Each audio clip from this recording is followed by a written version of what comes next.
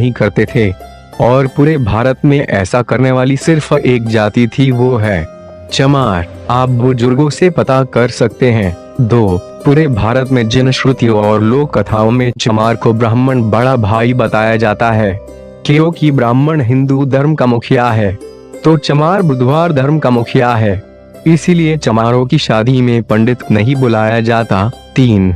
रामायण में और कुमारिल भट्ट की किताबों में बुधवार को शूद्र लिखा गया है और रियल में भी चमार को ही मुख्य शूद्र माना गया है।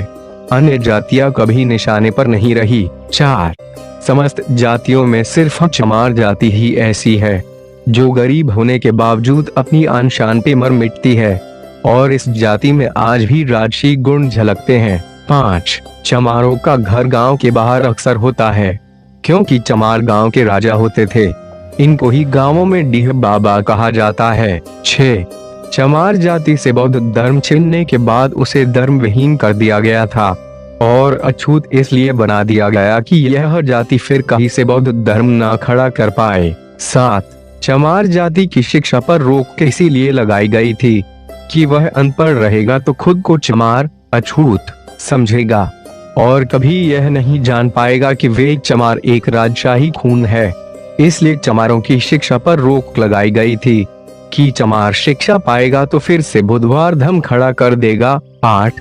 चमार खुद को इसीलिए चमार कहलाना पसंद नहीं करते क्योंकि चमार इनका नाम है ही नहीं, इनका नाम तो सूर्यवंशी क्षत्रिय था, इसीलिए चमार आज भी खुद को चमार कहने पर भड़क जाते हैं और लड़ाइयाँ हो जाती है। 9. ब्राह्मणों में जिस तरह शुक्ल शर्मा आदि समर्थक जातियां हैं, उसी तरह चमारों की भी समर्थक जातियां थी, जैसे कि कोरी चमार, नोनिया चमार, तांती चमार, दुसाद चमार, पाशी चमार आदि। लेकिन चमारों की सत्ता विलुप्त होने के बाद इन सब में फुट पड़ती गई। 10. चंद्रगुप्त मौर्य भी चमार थे, लेकिन गोरे और सुंदर थे, जबकि चाणक्य ब्राह्मण था और काला, इसीलिए कहावत बन गई कि काला बाभन गोरा चमार दुई जात से सदा होशियार। 11.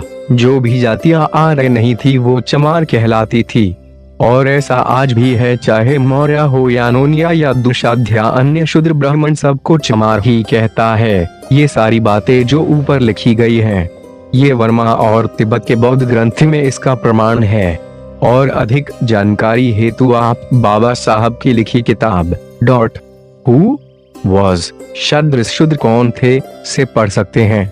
हर चमार से अनुरोध है कि इस वीडियो को किसी अगले चमार बौद्ध भाई के पास जरूर भेजे ताकि उसको भी यह पता चले कि उसका खून भेड़ बकरियों का नहीं है, बल्कि हर चमार महापंडित है, सूर्यवंशी है।